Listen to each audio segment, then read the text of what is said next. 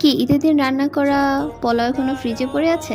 সমস্যা নেই, আপনারা চাইলে পোলাওগুলো দিয়ে ফ্রাইড রাইস তৈরি করতে পারেন। যার জন্য আমাদের লাগবে একটা গাজর কুচি, একটা পেঁয়াজ কুচি, কয়েকটা কাঁচামরিচ, 2টা ডিম আর কয়েক টুকরো মুরগির মাংস, যাকে অবশ্যই হালকা আদা বাটা, রসুন বাটা, মরিচ গুঁড়ো আর লবণ দিয়ে ম্যারিনেট করে রাখতে হবে 10 মিনিটের জন্য। তারপরে আমরা পাত্রে দিয়ে দিব পরিমাণ মতো তেল। তাতে প্রথমেই ভেজে নিতে হবে গাজর কুচিগুলো, তারপর একে একে ডিম, মুরগির মাংস ভেজে নিয়ে আমরা তুলে রাখবো।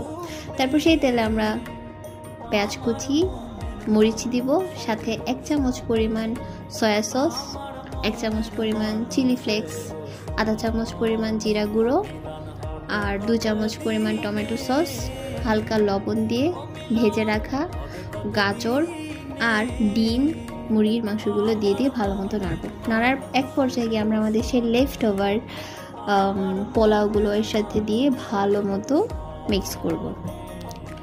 ভালোভাবে নাড়তে নাড়তে এক সময় এটা হয়ে যাবে অ্যান্ড আপনি এটা ভালো মতো এনজয় করতে পারবেন। অবশ্যই বাসায় তৈরি করবেন, খুবই মজাদার একটি খাবার।